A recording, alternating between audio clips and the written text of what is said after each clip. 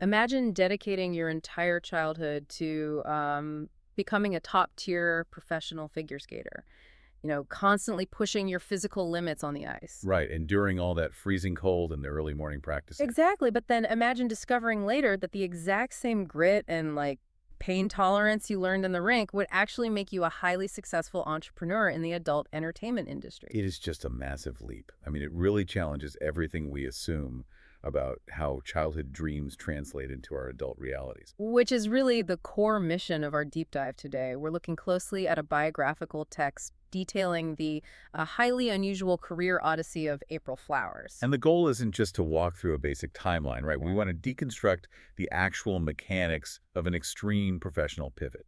Yeah, we're tracing her path from a fiercely dedicated, aspiring figure skater in Alaska to a prolific, highly sought after talent and businesswoman in a deeply controversial field. And the focus here is strictly on the economics of that transition.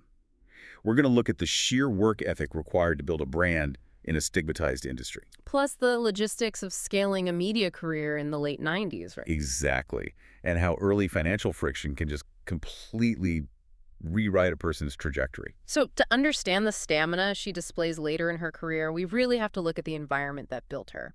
She was born in Wasilla, Alaska on March 28, 1978. Well, still, okay, so pretty far removed from the entertainment capitals. Very. And the text describes her as a complete tomboy. She attended a private school, played competitive soccer and basketball, and spent her summers riding her horse, Kwanha. Wow, so heavily involved in athletics from day one. Oh, absolutely. But her true obsession was figure skating. She was exceptionally talented, and she had one singular driving ambition Which was, to join the touring cast of Disney on Ice immediately after high school. oh, wow. Which tells us a lot about her baseline tolerance for pressure, honestly. Figure skating is an incredibly unforgiving sport. Because of the physical demands. Yeah, it demands a level of perfectionism that most people just simply cannot sustain. I mean, you are performing complex athletic maneuvers on a rigid, freezing surface. Right. Not exactly forgiving if you mess up. Exactly. The learning curve consists almost entirely of falling down, suffering physical impact, and, being judged on your ability to mask that pain and execute a flawless routine. Okay, let's unpack this a bit because I want to focus on how she describes herself in this biographical text. She uses three very specific words to define her personality: And those are. obstinate, determined, and independent. Now, we usually treat obstinate as like a character flaw, especially in young people, right? Yeah, it usually implies being stubbornly resistant to authority. Right. So why would she claim that word so proudly when describing her foundational traits? Well, because in the context of high-level performance in business, obstinate is really just a less polished word for resilient. Oh, that makes sense. Yeah, when you're operating in an individual pursuit, whether that's a solo sport or an independent contracting career, you have to be relentlessly stubborn just to survive the initial phases of failure. She can't be easily swayed. Right. If you're pliable, if you easily bend to the suggestions of others or the pressure of the environment, you just wash out. She recognized early on that her stubbornness wasn't a flaw. It was almost like her armor. Exactly. The psychological armor required to endure tedious, painful practice. No one can skate the routine for you. You own the failure, and you own the success. But that desire for ownership, it eventually created a massive friction point in her life. The obstinate personality collided with a very strict home environment. Oh, the classic teenage clash. Yeah, big time. Yeah. At 16 years old, the Disney on Ice dream hit a brick wall. Her parents absolutely refused to let her attend a public school. And that was the breaking point. It was the catalyst. She leaves their house entirely, she moves out, gets a regular job, and suddenly she's a teenager facing the crushing weight of adult living expenses. What's fascinating here is that this is the ultimate inflection point between theoretical ambition and practical survival. Yeah. At 16, she's thrust into an equation that breaks a lot of adults' time versus money. And I think we need to dispel a heavily romanticized Hollywood trope right here. We see endless stories of the scrappy teenager, striking out on their own to find success. Right, framing it as this grand, liberating adventure. Exactly. But the brutal math of being 16 and living independently is anything but romantic. You're making entry-level wages, and you are solely responsible for rent, groceries, utilities. And in her case, the exorbitant cost of ice time and skating coaching. Yes, the math fundamentally does not work. The source text explicitly notes that the money she earned barely covered her skating lessons. And this creates a devastating paradox, right? You're working exhausting hours to afford the passion, but the work consumes all the physical energy and time required to actually practice the passion. It's the trap of subsistence living. Like, she didn't lose her talent and she didn't lose her drive. Yeah. The economic model of her life was just broken. When a person is operating at the absolute base level of survival, just merely trying to secure food and shelter higher level goals like joining a prestigious touring cast become luxuries. Imageries that just cannot be financed. Right. The dream fades because the environment dictates the opportunity. She was forced to reprioritize her entire life just to maintain her independence. And that desperate need for survival capital is what opens the door to her pivot. While she was taking local college classes to try and build some sort of future, she met a schoolmate. Okay, and the schoolmate had a lead on a job. Yeah, the friend had spent the summer working at a nightclub and tells her about an upcoming contest at a local venue with a $500 prize. We really have to contextualize that sum.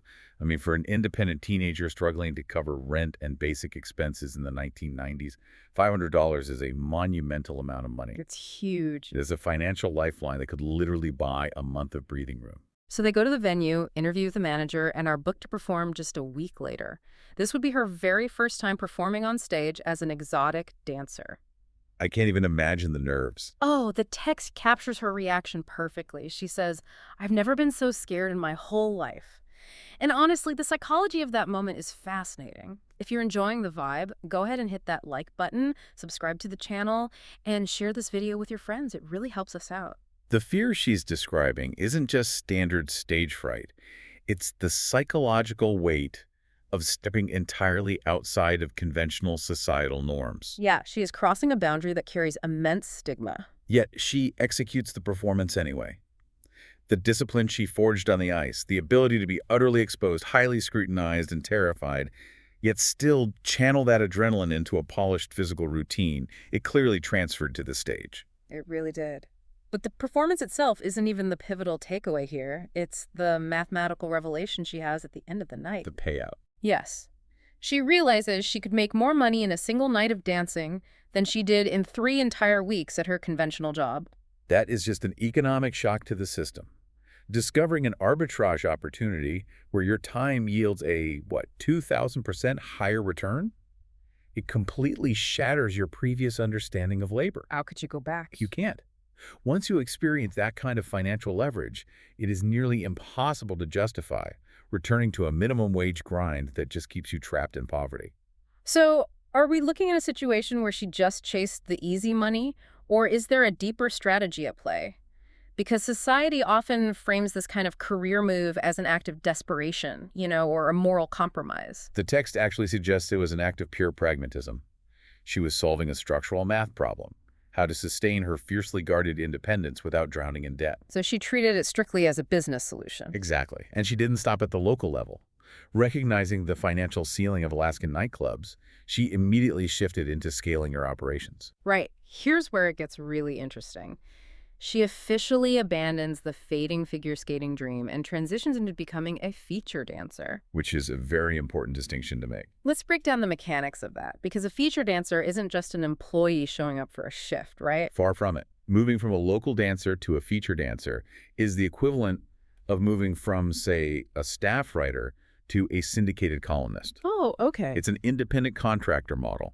Featured dancers travel to different clubs nationwide, specifically for limited celebrity appearances. They are the main event, flown in, and heavily marketed by the venue. So that creates scarcity. Yes. Because she's only in town for a weekend, she can command a significantly higher premium than the local talent. She is essentially franchising her own brand. It's a brilliant pivot from a business standpoint. She's completely taken control of her distribution. And this national touring model directly leads to her next major jump. The magazines. Yeah. While performing as a feature act in Las Vegas, she's approached by a talent scout about posing for men's magazines. Now, many people in her position might hesitate, considering the permanence of print media in a controversial field. What about her? Nope. her obstinate, determined nature kicks in. She identifies the magazines not as an end goal, but as a distribution network to amplify her fame and increase her booking rates. So she signs contracts and begins flying to Los Angeles to meet with photographers. Yeah. But honestly, the most revealing detail about her risk tolerance is how she manages this transition. Because she didn't just move right away. Right. She doesn't just pack her bags and move to Hollywood on a whim. She spends an entire year commuting back and forth between Alaska and Los Angeles. I was so struck by the logistics of that. Flying from Alaska to LA is a massive, exhausting commute. Why subject yourself to that brutal travel schedule for 12 months instead of just relocating? Well, it's textbook risk management. She is testing the viability of a highly volatile, controversial market. Right, hedging her bets. Exactly. By keeping her primary residence in Alaska, she maintains her safety net and her established local income streams. So she only moves when it's a sure thing. Right. She only permanently relocates to California once the contracts, the network, and the revenue from the magazines and film producers justify the cost and the risk of the move. She climbed the ladder methodically. Local stage to national touring feature to print model to finally relocating to star in films for mature This audiences. is a very deliberate progression. And that relocation marks her official full-time entry into the adult entertainment industry. And she approaches it with a surprisingly complex branding strategy. With the pseudonyms, right? Yeah. She primarily performs under her real name, April Flowers, which grants her a sense of authenticity with the audience. But she also develops a whole portfolio of pseudonyms. Interesting. The text notes, she used April Summers, which became her dominant online persona, along with April Rain, Vanessa Ray, Diana Espin, and Diana Rea Epson. That is a lot of names to keep track of. Right. Why would a single performer need half a dozen different names? Doesn't that just dilute the brand? In traditional media, yeah, it usually would.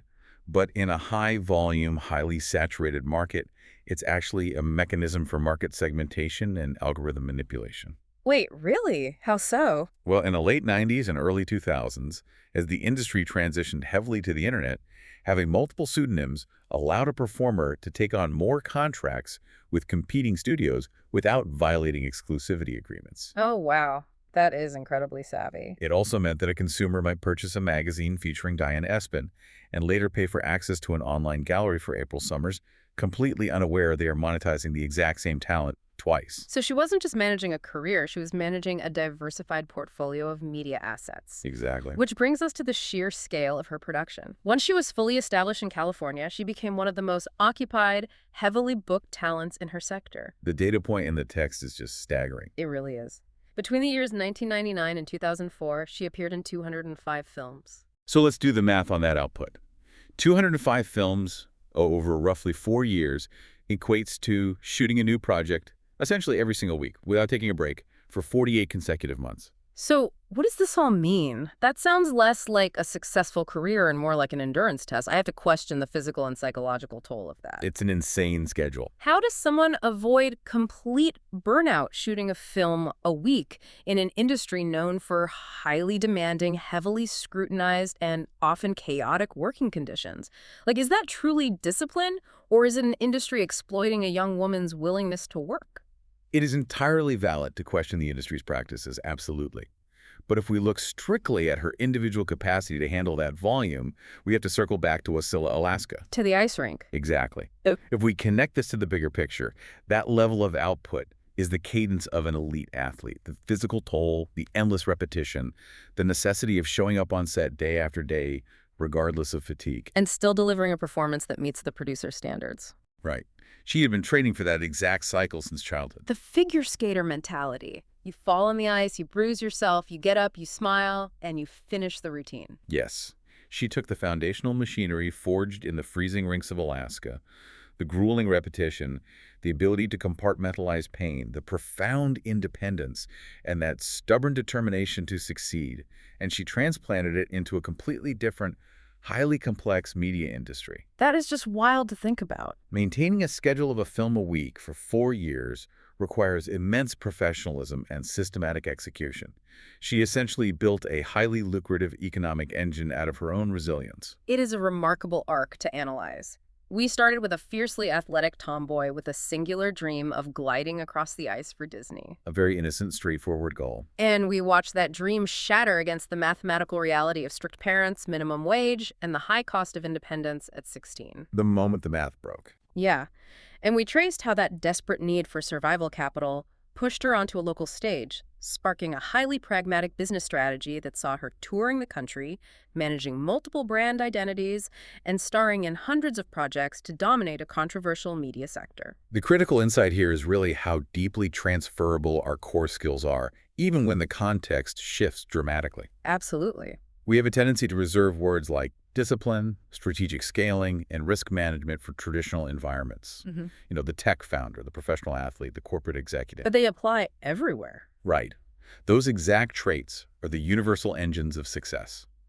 The industry might carry a heavy stigma, the goals might shift from Olympic medals to maximizing contract payouts, but the underlying machinery of a determined, obstinate human being remains identical. The environment dictates the opportunity, but the individual dictates the execution. It really reframes how we view unconventional success. It completely flips the script. And that leaves a powerful question for you to mull over as we conclude this deep dive. Think back to that idealized childhood dream you had, the one that probably faded as you got older. We all have one. Right.